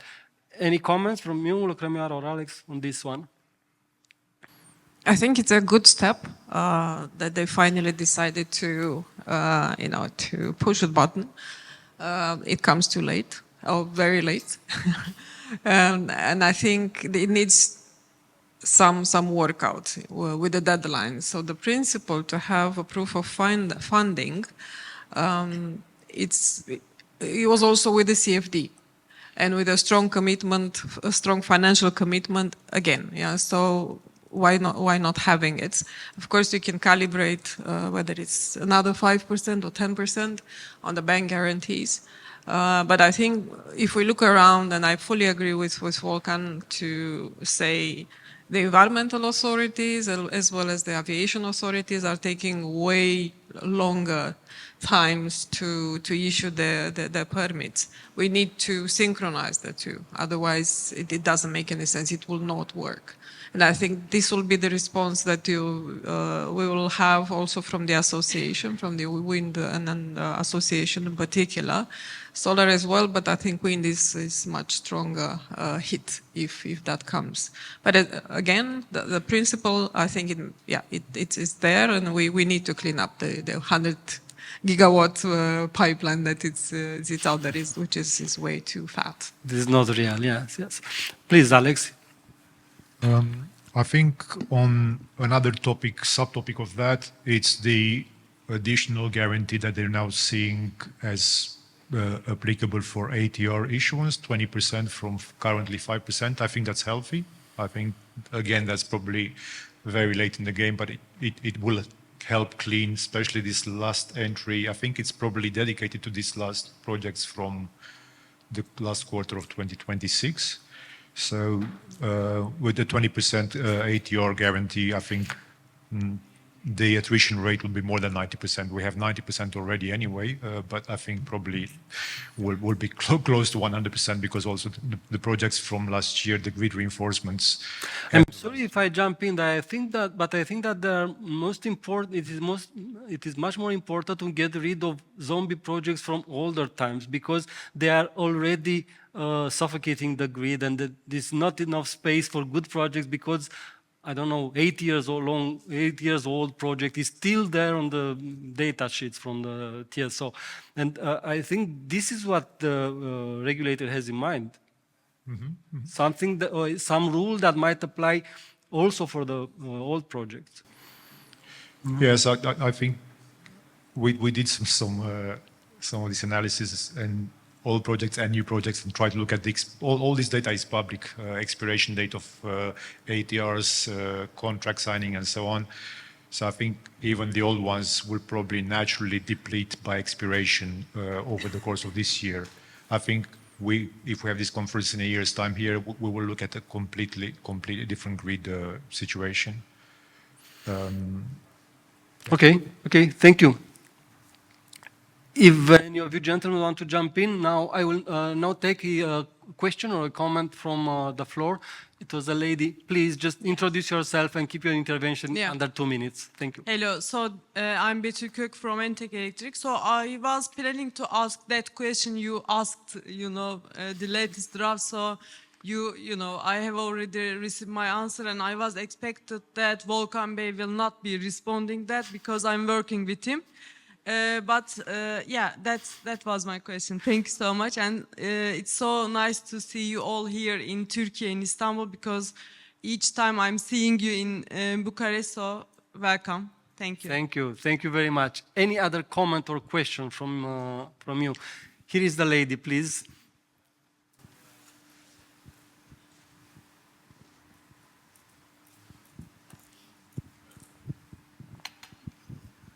Thank you very much. We are the part of the same ecosystem, and so we know each other. That's why I want to ask the Romanian guests this. Today we learned about projects from your countries and important guests. Thank you very much. Turkish investors are interested these projects, but it's quite hard to get credit from Romania. Why? Do you not trust your projects in Romania? To take credit from the banks or? Project finance. Project financial. Okay. From Romanian Republic. Banks. Romanian banks. I don't know who might. What I understand, Please. just maybe because we speak the same language, that's why what I understand is some projects recently have problems to find the project financing in Romania, and that's why. There's a bottleneck at the banks. Yes, okay. this is what I understand. So I want to leave floor to Romanian guests. Varinia wants to contribute, please. If I may add, since I'm a lawyer by background, so we do a lot of financing in renewables. Most of the large projects in Romania have been financed by a syndicate of banks with EBRD or EIB included. And most actively, the large commercial banks have been open, let's say, to finance renewables projects. Initially, they were more cautious and they wanted long-term revenue arrangements like PPAs, virtuals or physical, or also that's why the CFD program helped a lot, because it helped set up the price and visibility for long-term revenues. However, in the last couple of years, we've seen also smaller projects financed on merchant basis, and more recently, since you mentioned Romanian banks, Romanian Exim Bank, as well as Banca Transilvania, among the local banks, have started to put in place different facilities. However, they may seem to be slower since they have entered this market a little bit later. However, what is typical for Romania is that for large projects you need, for large ticket items, you need a syndicate of banks. I hope that addresses your question. Thank you. And there are also some powerful Turkish banks in Romania supporting some energy projects, which I've learned quite recently. But thank you very much, Varinia, for your input. Lăcrămioara. I can add to what Varinia said, that there is a very strong interest from the banks. Romanian banks or international banks present in Romania, and indeed you need, depending on the ticket you need or the size of the financing, you may need more than one bank. Our experience now, we are in the market with 2 projects, and maybe 15 banks. So this is how we start engaging with the lenders. We start from a very long list, 15, 20 banks, and then we come down to maybe 5 or 6. And these are now on our radar for 500 million about ticket. So they look at the high hedge ratio, minimum 60% with PPAs or CFD, but some of them, they would not come down less than 70%. And of course, the project needs to be solid on the development side, so very good permits. They are looking at then on the EPC contracts, so they will perform due diligence on the wind data or PV, also the resource. Also on the sustainability side, it's very important. So all the environmental and the impact on the community and the value chain. So these are a couple of points that are essential for a project. Of course, grid, this part of the development envelope, grid connection needs to be in place, and grid connection agreement also needs to be in place. But I think the banks may be very crowded, so they're all busy with many projects, reviewing many projects. So that can cause also delay, so longer time to assess your application. Thank you. If I can also add Please. on the topic of banking, I think in terms of national banks, if you look at by total balance sheet of banks in Romania, the Romanian banks probably have less than 15% of total assets. There is 3 banks essentially, Transylvania, which is a private bank, plus 2 state banks.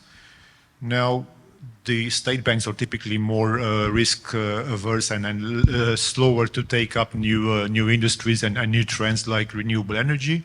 So I think the incumbent companies from France, Austria, and so on had an advantage, a head start on the market because they had experience with financing renewable energy projects in Western Europe, which is ahead of the curve in development. So they already had the know-how internally how to assess renewable energy projects, how to model them. We spent probably one year trying to model best projects with 2 Romanian banks until they had the go-ahead to accept the bankability of that model. So I think it's a combination of the actual geographic origins of banks in Romania, only 15% are Romanian, and then the natural development of the market versus other more mature markets. Thank you, Alex. It is the second topic that I would like to touch. We only have 8 minutes, so as short as possible. I will start from one of your comments, Mario Bey. You said in one of your slides was written that DSO prefer hybrid solutions instead of investing huge amounts of money in strengthening the grid.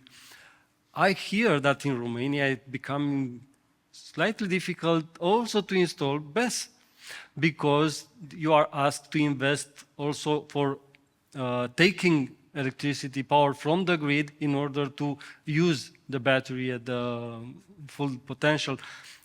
Is there something that you have encountered as a problem? Is there something that you think might change? So yes, we tell that the BS is needed. That's for sure. Okay, but Yeah, implementing it, to accept yes, it, yeah. that's okay. But implementing it is not so easy. So the project's scope, the details, and implementation on site, and the permission, and the real commissioning, it's a process. And also the costs, considering the grid costs, etc., will be a critical issue. But till now, we feel that and we see that the investors are urgently trying to pass those stages and realize the investments. So we do not see it as a making something harder and stopping the investors. The investors are proceeding to do them and try to finalize the processes. But yes, there will be some struggles on the way. It is something I cannot understand because the grids say we are overwhelmed with new power capacities, especially at particular time intervals during the day.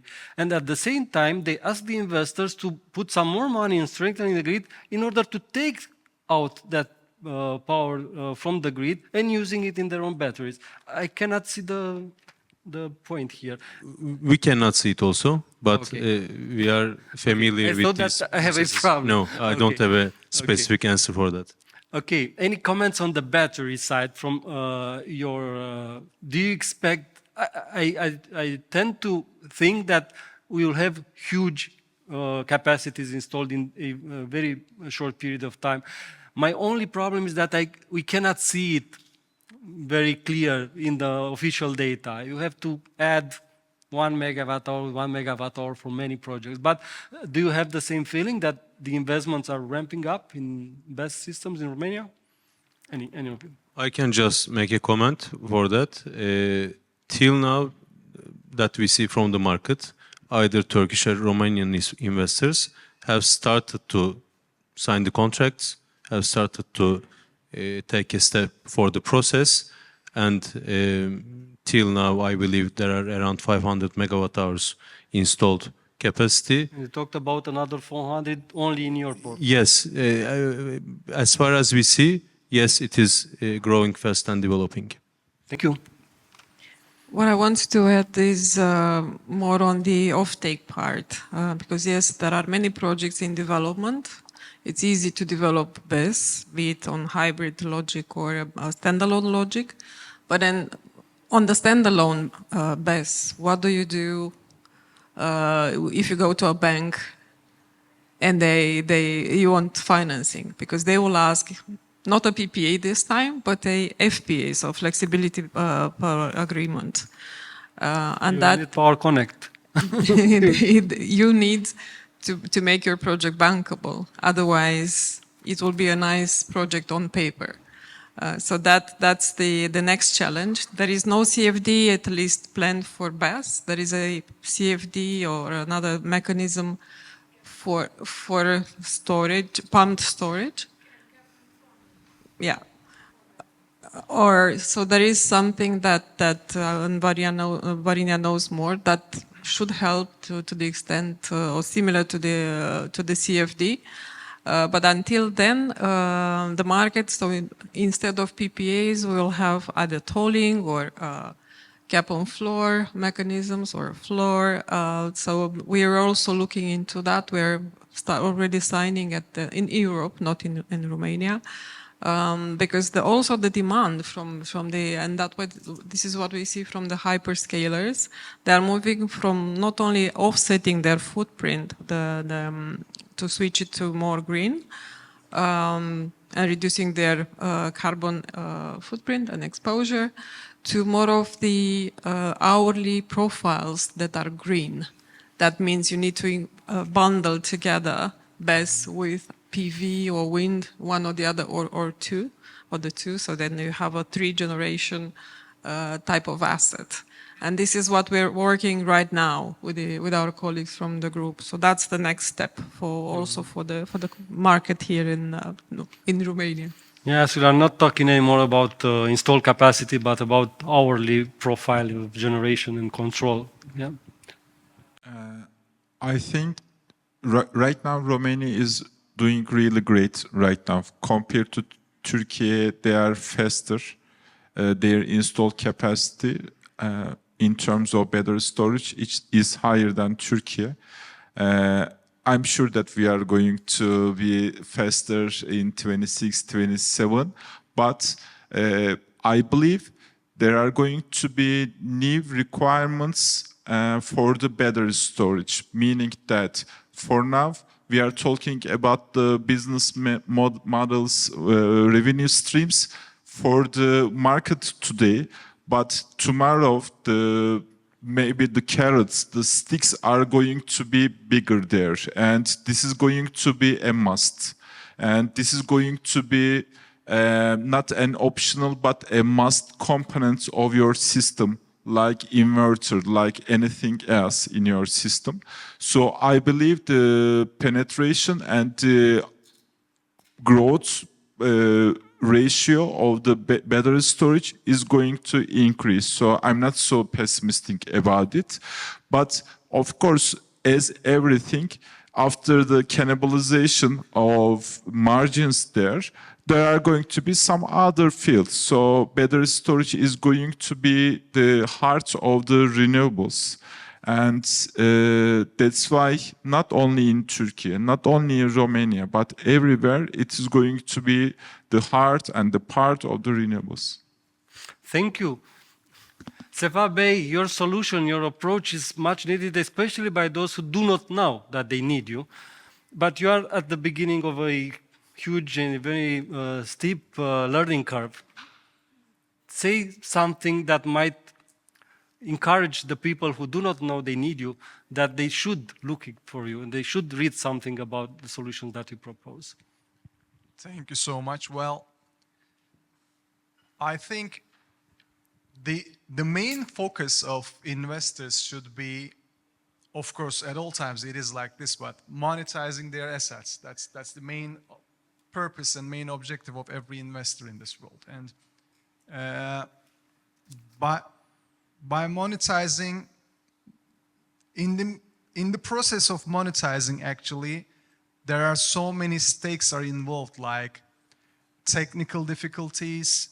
As I mentioned, the amount of data that is being produced by the equipment. All of these stakes has to be handled by a capable system, and that system is called the energy management system today. You don't have to see this just a technical equipment as you already bought several decades for now, like solar inverters, for example. These PCSs that we're talking about today are actually a little bit different than solar inverters because they're also capable of doing microgrids as well, for example. So we can use it for grid safety. I mean, black start level grid safety, not just curtailment or arbitrage level. So in order to be able to utilize our technical assets efficiently in terms of grid level, I'm talking on behalf of grid operators actually right now. So in order for grid operators to make their grids much more secure, they need our systems, the systems that we bought by paying money for ourselves. They have to utilize those systems to make their grid much more secure. In order to do that, they have to interface with our technical equipment by using the energy management system as well. So that's also important for grid operators' size. That's why they're pushing you investors very hard in terms of integrating your energy assets with their systems. Before, your PV assets were integrated with their system and they were just doing reactive control at most, just to regulate the voltage. But right now, we're going to need black start operation as well. So that's also important for grid safety, and we're all going to require that in the future. Thank you, Sefa, and thank you all of you, ladies, gentlemen, for this conversation. There are plenty of questions to be asked already. There is one. Okay, we are slightly delayed, little delay, but please, a question from the audience, from the gentleman. The microphone is there. Merhabalar, hepiniz hoş geldiniz. Öncelikle sizi Türkiye'de ağırlamaktan memnuniyet duyuyoruz. Birçok soruya aslında cevap bulduk. Belki basit ama önemli bir soru. Tabii daha önce geçmişte bu yatırımlarda Türkiye 2 sene 3 sene önce çok önemli yatırımlar yapmıştı. Şimdi güneş enerjisi yatırımlarında veya rüzgarda önemli beyaz yakalılarımız var. Orada iş yapıyoruz, oraya getirmek istiyoruz ama çok ciddi bir konuda vize sıkıntımız var. Başka ülkelerin vizeleriyle Romanya'ya gitmek zorunda kalıyoruz. Bu konuda bir çözüm var mı, bir girişimimiz olacak mı? Teşekkür ediyorum. Thank you very much. I will kindly ask you to summarize and reproduce in English the question for all of us without the headset. Thank you very much also. I think the question is the visa problem in Romania. So there are some other Turkish people who want to do some jobs related with renewables, but getting the visa from Romania or any other Schengen country is not easy.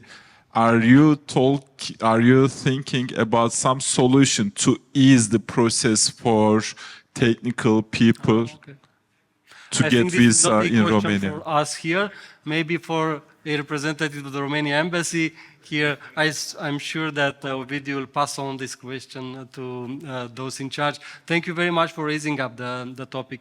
Thank you, ladies and gentlemen, for the conversation. I have one specific question for you, the most optimist voice in the panel, and that would be, if my projection is right, that once the generation power of Romania will increase, the prices will become more affordable. My question would be when this will happen. But I will keep it for this one-to-one conversation. 20 minutes now. During the break, you probably have other questions. So we have the time for this once. And we'll be back here in 20 minutes for the second panel of the day. Thank you.